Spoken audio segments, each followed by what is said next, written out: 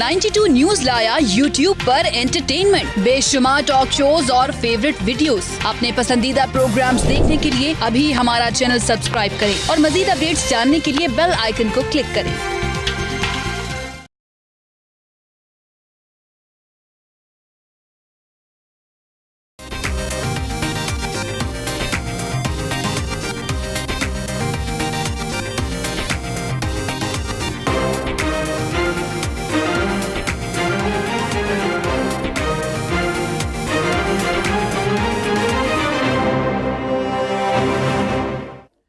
Programme में खुशामदीद नाज़रीन, मैं असदुल्ला खान हूँ और प्रोग्राम है परदेश से देश तक। आज के इस प्रोग्राम में जिस खातून का जिक्र हम करने जा रहे हैं उनका नाम है ज़ीनिया मलिक और इनका ताल्लुक़ लाहौर से है, लेकिन ये अरसा 40 साल से बरतानिया में मुकीम हैं और लंदन में मुकीम हैं।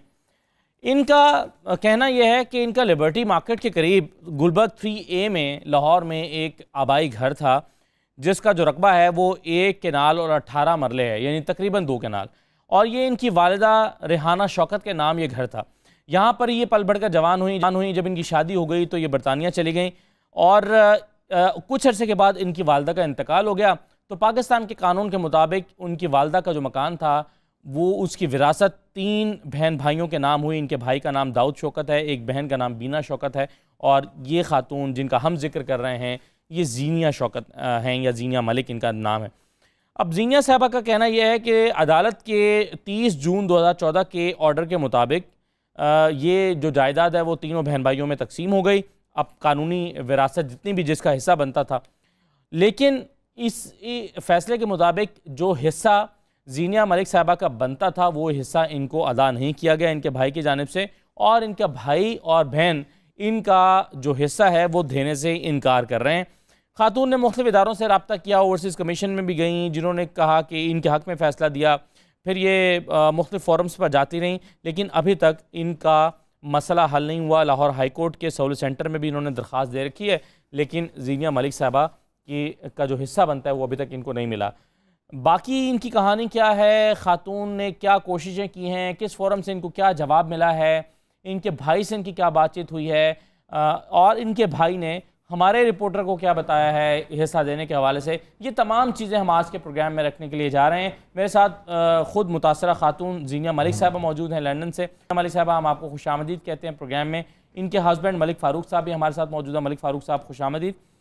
इसके साथ साथ हम बात करेंगे माहिर कानून उसामा खान हमारे साथ मौजूद होंगे। उसामा खान साहब, आपको भी खुशामदीद कहेंगे। और हमारे लाहौर से नुमाइंदे जिन्होंने स्टोरी पर काम किया, इस घर में गए और इस घर के जो मुकीम हैं मुतासरा खातून के जो भाई हैं दाऊद शौकत, उनसे इन्होंने रब्ता किया। शहजादा एहसन हमारे साथ मौजूद हैं। शहजादा एहसन साहब, आपको भी खुशामदीद कहते हैं। आगाज़ मैं करूँगा एहसन साहब आप ही से। आपने इस स्टोरी पर काम किया, दाऊद शौकत साहब से भी आप मिले। आपके ख्याल में आप ये एक तो ये बताइएगा कि दाऊद शौकत ने आपको मौक़िफ़ क्या अदा किया, वो इनके पैसे क्यों नहीं अदा कर रहे, मौक़िफ़ क्या दिया उन्होंने, और क्या आपके ख्याल में ये दोनों बहन भाई इनके जो हैं वो आपस में मिले हुए हैं इनका हिस्सा गबन करने के लिए?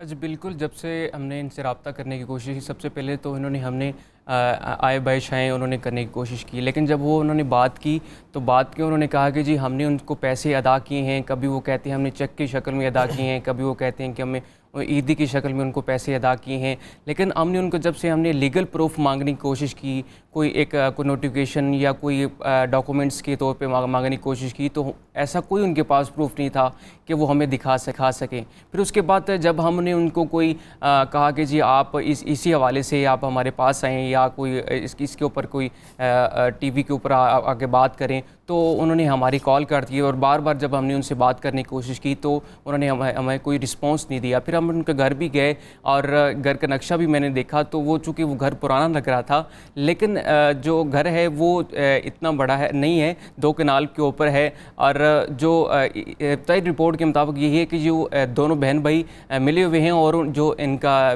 ज़ीनिया मलिक को जो हिस्सा है वो मिलना चाहिए। ठीक है, तो ये आपने कहा कि 2 केनाल का घर है, थोड़ा पुराना है, लेकिन इसकी लोकेशन लाहौर में ऐसी है कि जिसकी मालियत जो है वो काफ़ी ज़्यादा हो सकती है। तो मैं ज़ीनिया मलिक साहबा से ही पूछ लेता हूँ कि उनके ख्याल में इस घर की मालियत है। ज़ीनिया साहबा, आपके ख्याल में घर की मालियत कितनी है और आपका हिस्सा कितना बनता है जो आपके भाई आपको नहीं दे रहे? अबाउट 25 करोड़। 25 करोड़ रुपए का। और आपका हिस्सा 1/4 कितना बनेगा? 6.5 करोड़, 6.25। अच्छा, तकरीबन। तो ये आपके भाई से बातचीत इस सिलसिले में क्या हुई है? आपके भाई आपको क्या कहते हैं? क्योंकि हमारे रिपोर्टर को जो उन्होंने बताया उससे हमें ये तासुर मिलता है, शायद वो ये कह रहे हैं कि आपको ईदी की मद में या तहाइफ की मद में या कभी बहन को जैसे कोई भाई गिफ्ट दे देता है उसकी मद में जो पैसे अदा किए आपके पैसे पूरे हो गए हैं। ऐसा लग रहा है कि शायद वो ये कह रहे हैं। काश कि ऐसा होता। अल्लाह का शुक्र है मेरे उनसे आने की भी मोहताज नहीं, और उन्होंने कभी भी कुछ नहीं दिया। और ये बिल्कुल झूठ बोला जा रहा है कि वो दे चुके हैं। अगर दिया है तो कोई प्रूफ पेश करे फिर। सही है। तो ये आपके भाई से क्या बातचीत होती है जब भी आप उनसे रब्ता करती हैं या करती रही हैं? आपने जब उनसे हिस्सा मांगा तो उन्होंने आपको क्या जवाब दिया? पहले क्या कहते रहे, दे देंगे, उसके बाद उन्होंने क्या देने से इनकार कर दिया, या वो हमेशा से कहते हैं आपका हिस्सा नहीं बनता? नहीं, कहते थे कि दे देंगे जी, जब हम बेचेंगे दे देंगे, लेकिन 18 साल हो गए हमने तो फौज में, अभी तक कुछ भी नहीं बना। 4 साल से कोर्ट से धक्के खा रहे हैं, CCPO पे जा रहे हैं, जिस दरवाजे पे गए हैं वहाँ पे हमें नाउमीदी ही देखनी पड़ी है। तो उधर सेंटर को मैंने खत लिखा है और वो भी कोशिश करते कि जी आपको 26 मई तक हम जवाब दे देंगे। कभी जज नहीं है, कभी वकील नहीं है, अब तो केस चल रहा है, और वो कभी हड़ताल होती है, कभी कुछ होता है, क्योंकि वकील हाजिर ही नहीं होते किसी भी पेशी पर। अच्छा, ठीक है। तो ये मुझे एहसन साहब ये बताइए किस किस फोरम पर ये अब तक जा चुके हैं अपने मसले को हल करने के लिए, और कहाँ कहाँ से इनको पॉजिटिव रिस्पांस मिला है, कहाँ से रिस्पांस नहीं मिला?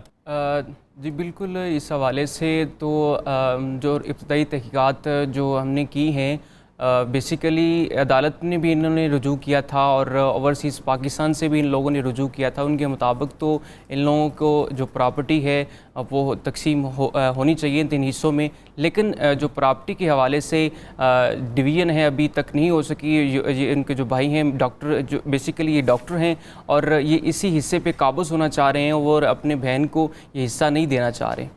अच्छा, लेकिन ऐसे सब या स्टोरी में भी आपने लिखा हुआ है कि ओवरसीज़ कमीशन ने खातून के हक़ में फ़ैसला सुना रखा है। ओवरसीज़ कमीशन कोई ऐसा इदारा तो नहीं है कि जो किसी के हक़ में फ़ैसला सुना सके या किसी के ख़िलाफ़ फ़ैसला सुना सके। तो ये ओवरसीज़ कमीशन ने कैसे फ़ैसला सुना रखा है, या उनकी राय है इस बारे में, या उन्होंने के मुतल्लिका इदारों को रेफ़र किया हुआ है? तो इस ओवरसीज़ कमीशन में इनका जो केस है उसका नतीजा अब तक क्या निकला है?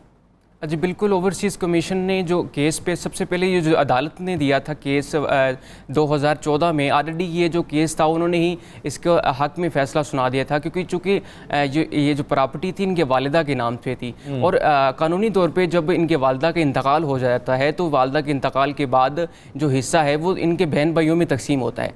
अब 3 हिस्सों में जब तकसीम होगा तो 1/4 इनकी बहन को, ज़ीनिया मलिक को हिस्से में आएगा।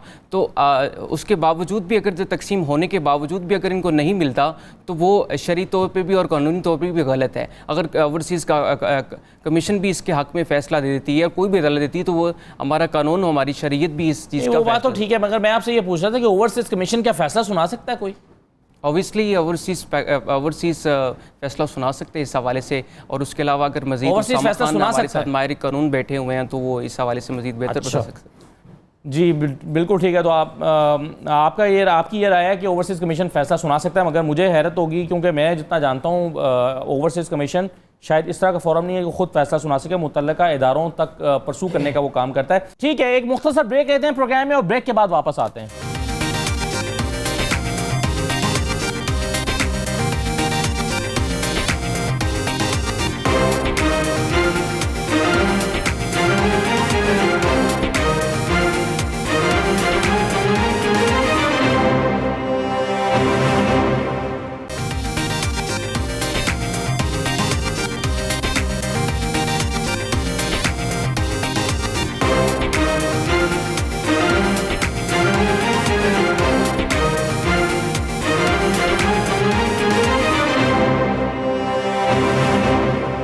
प्रोग्राम में एक बार फिर आपको खुशामदीद कहते हैं। उसामा खान साहब, ये जो मामला है आपके इल्म में सारी बात आ गई तफसील से, खुद ज़ीनिया मलिक साहबा ने भी बताया और हमारे जो नुमाइंदे हैं शहजादा एहसन।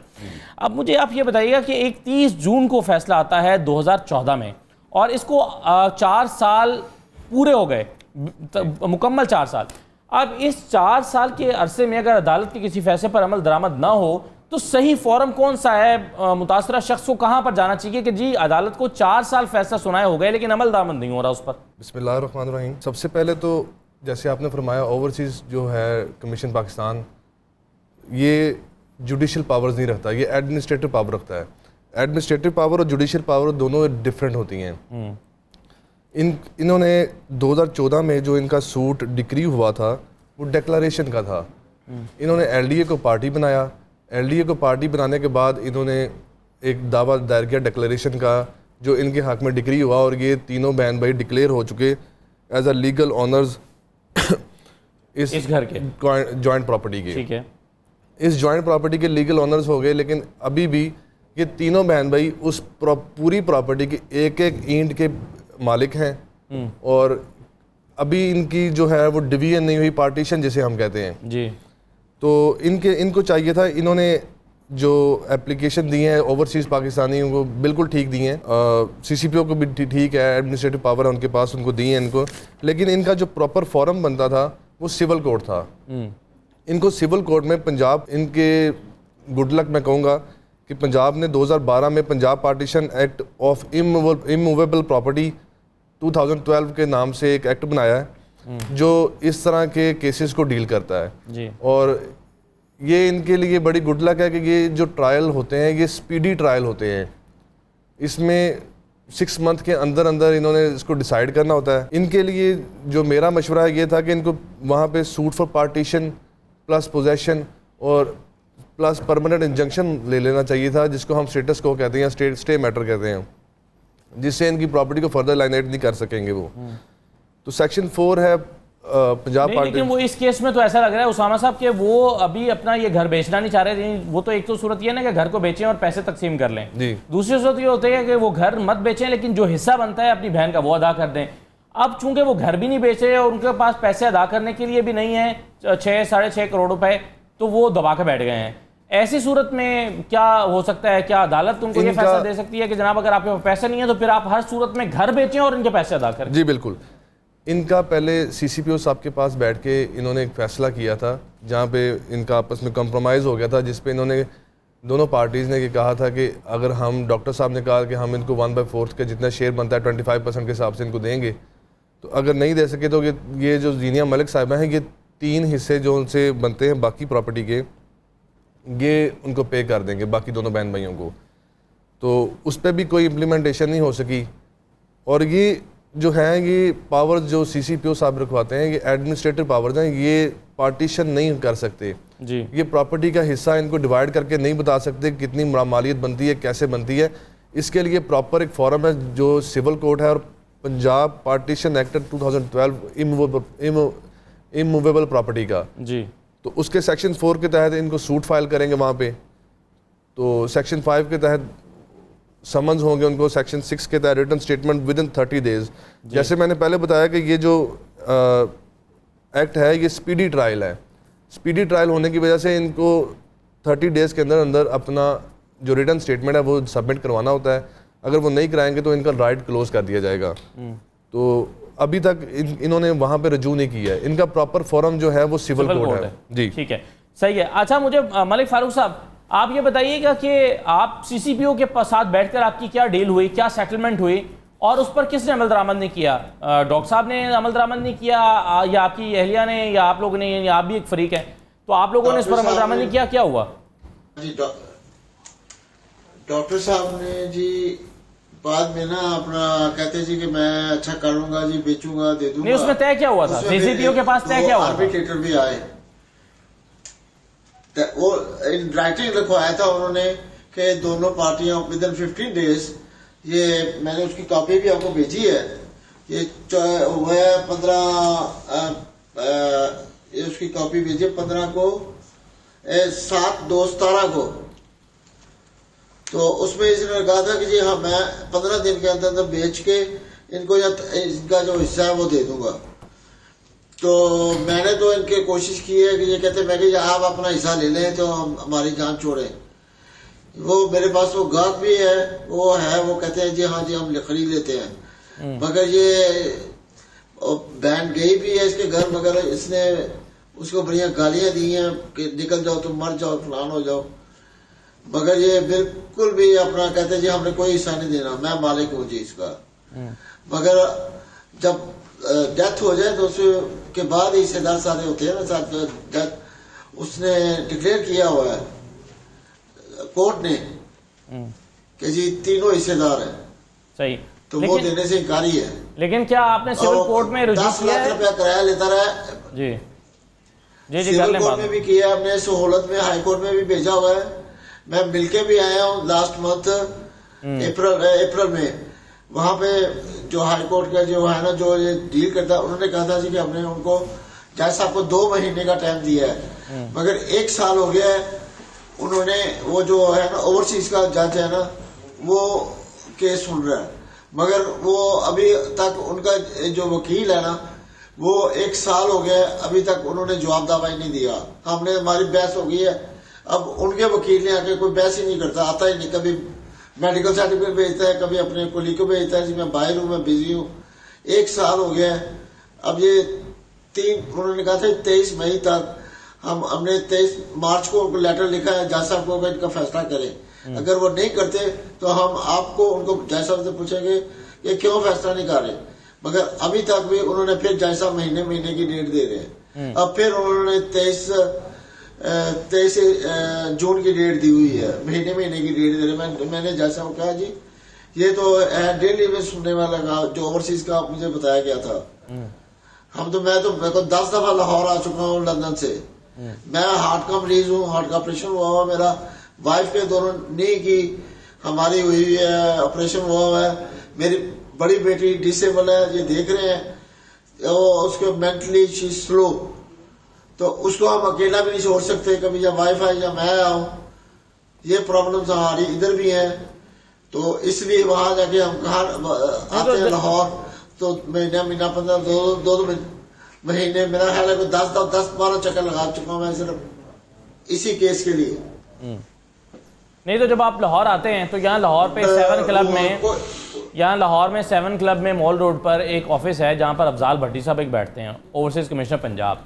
क्या आपकी कभी अफजाल भट्टी साहब से मुलाकात हुई? आपने उनको बताया कि जनाब ये मेरा मसला है, आप इस पर कोई मुसालत कराएं या मेरा हक लेकर दें? आपकी उनसे अफजाल भट्टी साहब से मिला हूँ, शहीद भट्ट जी, मैं मिला हूँ सर अफजाल भट्टी साहब को 1 दफा नहीं 2-3 दफा। अच्छा, शहीद भट्ट साहब से भी मिला हूँ जो वाइस चेयरमैन है। फिर उसके बाद जो लीगल एडवाइजर है तरीन साहब, उनको भी मिला हूँ। एक और है औरंगजेब, उनका नाम पूरा नहीं याद रहा, उनको सारे कागज मैं लास्ट मंथ फिर देके आया हूँ। मैं 7 क्लब के ना 1 क्लब के वहां को 10 चक्कर लगाए हैं। मैंने शहबाज शरीफ को दोबारा खत लिखा है, मगर कोई जवाब नहीं उसका आया। अब दोबारा मैंने फिर खत लिखा है, मगर कोई जवाब नहीं, वो दे नहीं रहे जवाब। ये ओवरसीज का महकमा कोई हल नहीं कर रहा। इसने जब सीसीपीओ में पहले हमें कहता था हाँ भी आपका हिस्सा बनता है, उसको कहा कि इनका लिखे दो भी, उसने जब लिखे दिया तो सीसीपीओ हमें कहते जी आप उनका हिस्सा छोड़ दें। बाद में जब वाइफ गई है 2 महीने के बाद उन्होंने कहते जी आप अपना हिस्सा छोड़ दें, भाई को क्या हो गया, ये है प्लान है, या चाहे आप उनके वकील से, मैं कहता हूँ वो आपका फैसला कर देगा। मैं कहा जी मैं उसके वकील के पास क्यों जाऊँ, वो आए आपके पास आए हैं, आप फैसला करें। उन्होंने कहा हमने तो फैसला किया है। वो उन्होंने इंस्पेक्टर को कहा, इंस्पेक्टर ने कोई आगे कुछ नहीं किया। मुझे वहां बुलाया गया मॉडल टाउन एसपी साहब के दफ्तर, 3 दफा मैं गया वहां पे, इन्होंने वो नहीं आया, दाऊद शौकत नहीं आया। फिर उसके बाद डीएसपी जो है लिबर्टी, उसके बाद 2-3 दफा गया। उसने कहा यार ये ऐसे ही मामले हैं, ये ऐसे, मगर उन्होंने भी कुछ सही जवाब नहीं दिया। हम तो जब भी जाते हैं वकील धक्के देके ना बस आए खर्चा करके चले जाते हैं। आपको उन्होंने कहा होगा कि ऑनलाइन अप्लाई करें, ऑनलाइन एप्लीकेशन दें, आपको कहा होगा कोई डॉक्यूमेंट सब साथ अपने अटैच करें। ऑनलाइन वहां से मैंने ऑनलाइन मेरी बात सुन सर, मैंने वो उनको भी भेजी है, एलडी वालों को भी मैंने वाया थ्रू वैसे ही उनको कागज भेजे थे। इसमें मेरी पावर अटॉर्नी भी है, सारा कुछ है इसमें, वो सारा कुछ वो थ्रू वैसे ही मैंने उनको भेजी थी। और ये सीसीपीओ के अल्फाज है कि जी आप इनकी पावर अटॉर्नी इनके पास है, ये बात कर सकते हैं। सही है। अगर सीसीपीओ ने हमारी कोई हेल्प नहीं की, बस वो वही बात करते रहे जी अच्छा जी अब उसको हिस्सा छोड़ दे। सही है। अच्छा आपने एहसन साहब सीसीपीओ से भी स्टोरी की ओवरसीज का जी ठीक है, बिल्कुल सही है। ओवरसीज का आप कह रहे हैं कोई फायदा नहीं है, और उन्होंने आप कह रहे हैं कि ओवरसीज का कोई फायदा नहीं है, उन्होंने आपकी हेल्प की, बिल्कुल ठीक है, आप सही है। यहाँ प्रोग्राम में एक मुख्तसर ब्रेक ले रहे हैं और ब्रेक के बाद वापस आते हैं तो इसी केस के मजीद पहलुओं पर बात करते हैं। आप हमारे साथ रहिए।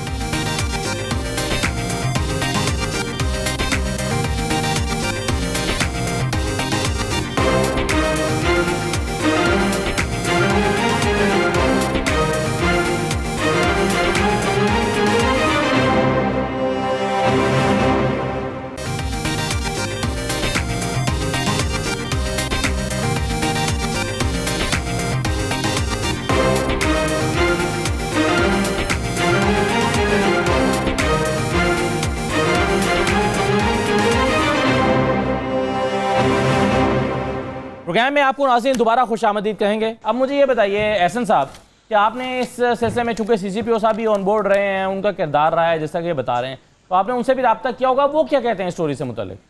जी बिल्कुल, CCPO से हमने इस हवाले से रब्ता किया तो उन्होंने भी इस हवाले से हदायत जारी की थी कि विद इन 15 डे इनकी जो डिवीज़न है, जो पार्टीशन है इनकी प्रॉपर्टी की, उनके भाइयों के अंदर डिवीज़न तकसीम कर दी जाए। तो उसी टाइम जो इसके भाई हैं डॉक्टर दाऊद हैं, उन्होंने हाँ तो कर दी, लेकिन उसके बाद उन्होंने वो तकसीम नहीं दी जो उनका नहीं, ये तो बात हो गई ना पुरानी, जो CCPO साहब, आपने चूंकि उनसे अब रब्ता किया, आप कह रहे हैं, तो अब वो क्या कहते हैं कि इसमें डिले क्यों है, वो क्यों नहीं उसके बाद इस पे इम्प्लीमेंटेशन करा सके? वो कह रहे हैं कि अब इस सिस्टम को इसको दोबारा हम देखते हैं और इसके ऊपर दोबारा रिएक्शन करते हैं। ये इशू को काफ़ी देर पहले हो चुका था और इसको दोबारा इशू को चेक करते हैं। सही है। अच्छा, मेरे साथ आगा सलीम खुर्शीद साहब मौजूद हैं। जी, मैं आपके वकील मेरे साथ मौजूद हैं मलिक साहब, आगा सलीम साहब, उनसे ज़रा हम बातचीत कर लेते हैं। आगा साहब, ये जीनिया मलिक साहबा के केस पर बात कर रहे हैं और इस पर एक अदालत का ऑर्डर है, उसके बाद फिर CCO साहब भी इस पे, CCPO जो हैं वो भी ऑन बोर्ड रहे हैं। ये केस आप इस वक्त कहाँ पर पहुंचा हुआ है, किस अदालत में है, किस फोरम पर है, सिविल कोर्ट में कहाँ पर है, क्या इसकी स्टेज है, आप इसको परसू कर रहे हैं, तो कुछ बताना चाहेंगे इस केस के बारे में? जी, इसमें सूरत हाल ये है जैसे वो होता है ना कि पटवारी हल्का रिपोर्ट करे जी, वो एक टाल मटोल का तरीका होता है, पटवारी हल्का रिपोर्ट करे। तो ऐसी बात है कि तारीख पड़ जाती है, तारीख पे तारीख कोई एक बच्ची चली जाती है कि जी वो हमारे सीनियर फलां जगह है या उनका ऑपरेशन है या ये ऐसी सिस्टम में है जैसे आप आजकल टीवी पे भी देख रहे हैं ये तारीख लेने के। इसी तरह मुझे समझ नहीं आई कि इतने पढ़े लिखे अच्छी फैमिली के लोग और वो उसका हिस्सा देने के लिए तैयार नहीं है, उसमें कोई गुंजाइश नहीं है, कोई हीला बहाना नहीं है। खातून हिस्सेदार, आप ये कह रहे हैं कि इस वक्त अदालत के अंदर जो केस है वो किसी स्टेज पर भी नहीं है, उन मुखालिफ पार्टी का वकील ही अपीयर नहीं होता? बिल्कुल किसी स्टेज पे भी नहीं है। मैंने जब देखा है उसे तो वो जो है वो किसी स्टेज पे भी नहीं है। जी, जो CCPO साहब ने किरदार अदा किया है वो आप के केस में कुछ आपके मुवक्किल को हेल्प कर रहा है? जी, वो बहुत अच्छा है, मैं बड़ा मुतासर हुआ देख के कि उन्होंने बहुत अच्छा किया था। लेकिन जो हमारा सिस्टम है ना जी, कि एक जो ही उन्होंने ऑर्डर किया दूसरे दिन जाके स्टे ले लिया कि लेकिन देखें वो हमारे मामलात में पुलिस दखल ना थे। नहीं, लेकिन जब जजेस से जब कोई मुखालिफ फरीक जो है उसका वकील मुसलसल अपीयर नहीं होता और वो तारीखें मांगते रहते हैं, तो अदालत पर कोई बरहमी का इजहार नहीं करती, कोई ऑर्डर जारी नहीं करती, कोई ज़बरदस्ती सख्ती नहीं करती कि जनाब ये केस आप लटका रहे हैं, हर हाल में पेश हों, जैसे कि हम सुप्रीम कोर्ट में आजकल मुख्तलिफ केसेस में देख रहे हैं। तो ऐसा सिविल कोर्ट के इन केसेस में कोई अदालत की तरफ से इस बात को मायूब नहीं समझा जाता कि जनाब वकील पेश ही नहीं हो रहा और तारीखों पर तारीखें लिए जा रहा है? यही फ़र्क है जो आपने जो नाम दिया है, यही फ़र्क है कि वो कह सकते हैं कि ऐसा करो। नहीं, लेकिन अब इसका आगा साहब बनेगा क्या? आप खुद भी वकील हैं, आपके जो मुवक्किल हैं, क्लाइंट हैं, उनको इंसाफ नहीं दिलवा पा रहे, आप भी इस पर कंसर्न होंगे, परेशान होंगे। आपके ख्याल में अब इसका रास्ता क्या है? मुखालिफ वकील तो शायद अगले 10 साल तक तारीखें लेता रहे, तो फिर क्या करेंगे आप? आप भी फीस वसूल करते रहेंगे जीनिया मलिक साहब से, आप भी कहेंगे चलो यार काम तो चल रहा है, मेरी तो फीस आ रही है ना, इंसाफ मिलता है, मिले ना मिले। बात सुनो, मैं यहाँ पे सीनियर मेंबर है नायाब सी था। जी 300-400 केस रोज होते थे जी, और जाके पता करें, आज तक पता करें कि वो किस तरह आराम से जो मामला तय हो जाते थे। बड़े बड़े हम कौन है जी, हम प्रेसिडेंट बुश MC भी हैं जी। मैंने कहा भाई मियाँ या काम करो या अंदर जाओ या इन गरीबों को बहाल करो। तो मैंने नहीं देखा, मैंने हार्डली पता नहीं वेदर यू बिलीव इट के 8-10 मुकदमा में मैंने एविडेंस लिखी होगी, वरना मैंने उन्हें कहना और उन्होंने कर देना, उन्हें पता था ये आदमी करा लेगा।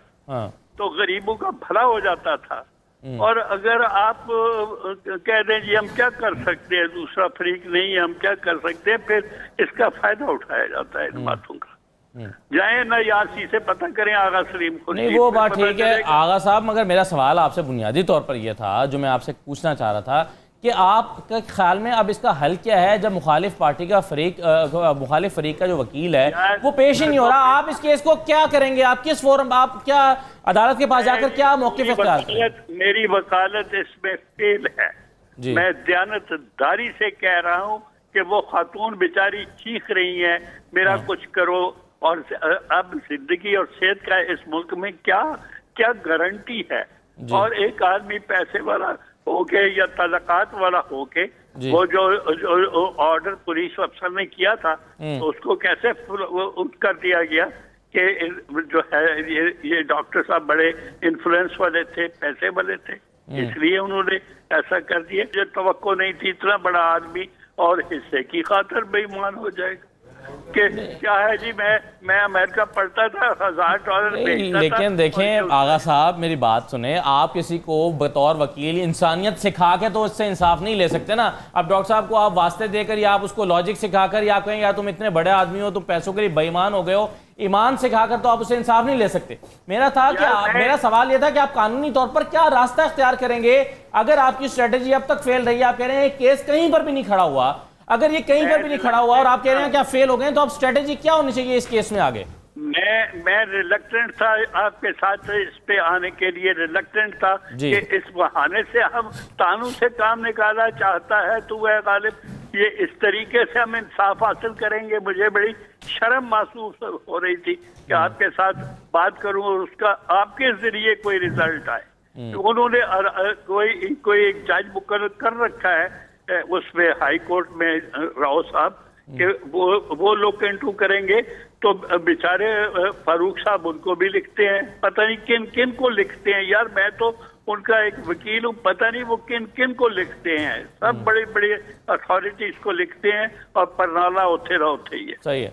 चले, मैं अब बहुत दफ़ा सवाल करने के बाद आपसे आगा साहब मगर ये नहीं पूछ पाया, बहुत खूबसूरत बातें करते हैं, आप बड़े पढ़े लिखे आदमी हैं, मतलब मेरी आपसे मुझे इश्तियाक पैदा हुआ कि आपसे मिलूं, मगर आप मेरे सवाल का जवाब नहीं दे रहे कि इसका आगे रास्ता क्या है। तो ये मैं उसामा खान साहब हमारे एक और जी इतना अक्लमंद चालाक हूँ कि आपकी बातों को तो मैं जो है वो नहीं, माशाल्लाह, यही तो एक कामयाब वकील की निशानी है सर, कि पकड़ा ही ना दें कहीं से। वो मुखालिफ पार्टी का वकील भी इसीलिए अदालत को पकड़ा ही नहीं दे रहा। मैं इस किस्म का इंसान रहा हूँ कि मैं चाहता हूँ किसी के दुख का मदावा हो। मैं ये नहीं चाहता कि रिश्तेदारों में, बहन भाइयों में फासले बढ़े। सही है, मैं नहीं चाहता। बिल्कुल ठीक है। शायद उनको हया आ जाए बातें सुन के कि यार ये क्या हिस्सा देना है। सर ये अगर आपने इस उम्मीद पर वकालत करनी है कि किसी को हया आ जाएगा और फैसला आपके क्लाइंट के हक में हो जाएगा, तो फिर आपका क्लाइंट बेचारा बैठा रहेगा सारी उम्र ये लेकर। हया तो यहाँ पर आती नहीं है किसी को। यहाँ प्रोग्राम में एक मुख्तसर ब्रेक ले रहे हैं और ब्रेक के बाद वापस आते हैं, तो इसी केस के मजीद पहलुओं पर बात करते हैं। आप हमारे साथ रहिए।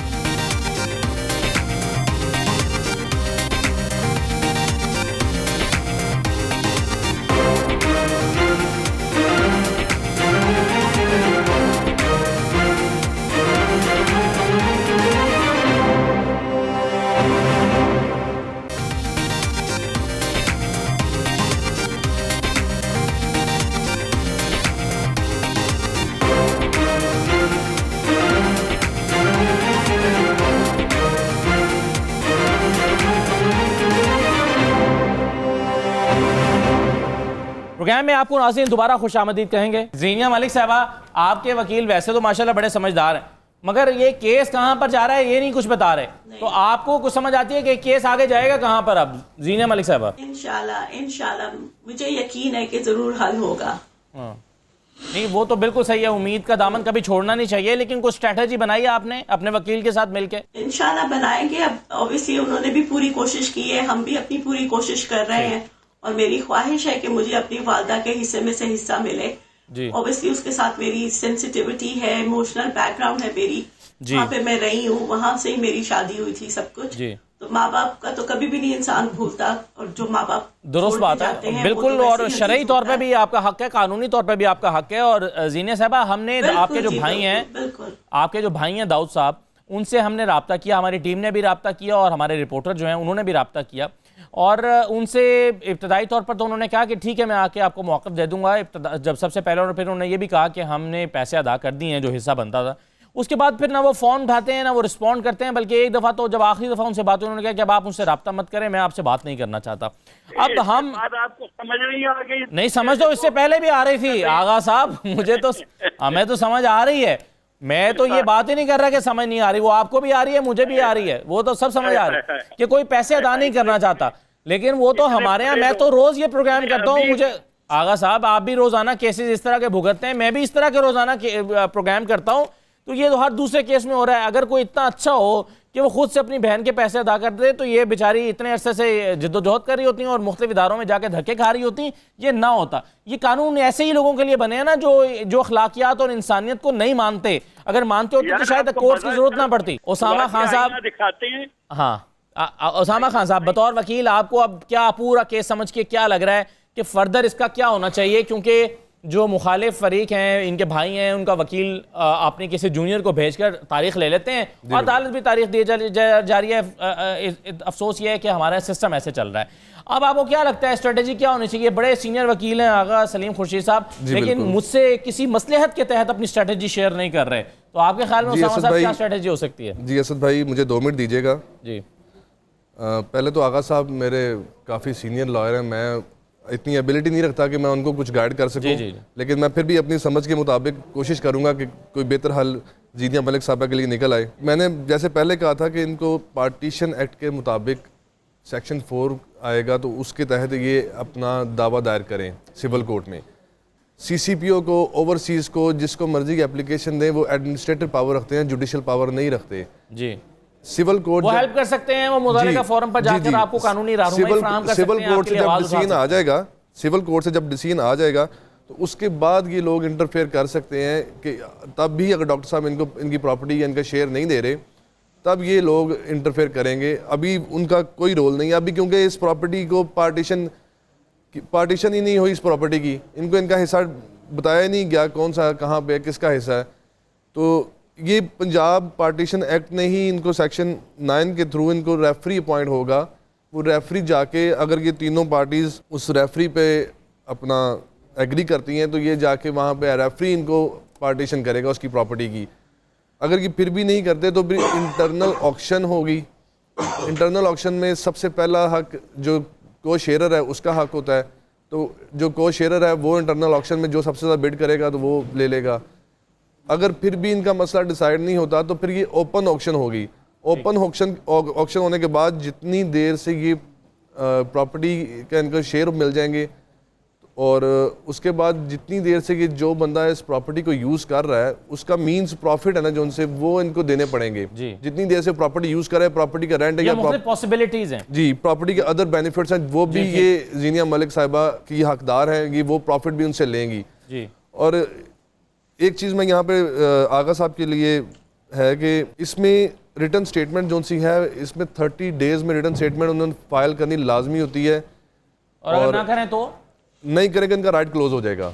अच्छा, और ये वैसे भी ये स्पेशल लॉ है, और स्पेशल और इन जिसको कहते हैं हम सोने पे सुहागा, ये ओवरसीज़ हैं।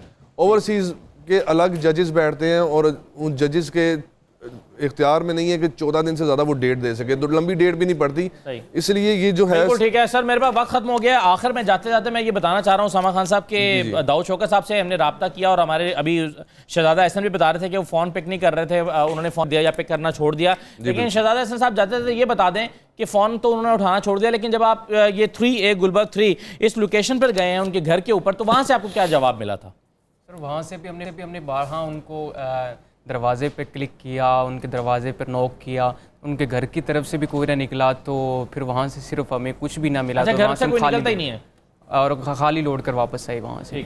चलें, बहुत शुक्रिया आपका। शहजादा एहसन साहब हमारे नुमाइंदा हमारे साथ मौजूद थे, उसामा खान साहब आपका भी, आगा सलीम खुर्शीद साहब, जीनिया मलिक साहबा और फारूक मलिक साहब, तमाम मेहमानों का शुक्रिया। हमारा काम किसी को इंसाफ दिलाना नहीं है, हमारा काम इदारों पर असरअंदाज होना नहीं है, हमारा काम सिर्फ आवाज़ उठाना है, हमारा काम सिर्फ किसी का मसला सामने लेकर आना है, और हमारा काम एक आवाज़ बनना है। और हम हमेशा ये कोशिश करते हैं कि किसी भी केस के तमाम फरीकैन की आवाज़ सुनी जाए, और पूरी कोशिश करते हैं, किसी को उकसाने की कोशिश करते हैं कि आप आकर अपना ज़रूर अपना मौक़िफ़ दें, ताकि ऐसा ना हो कि आपका मौक़िफ़ ऑन एयर जाने से रह जाए।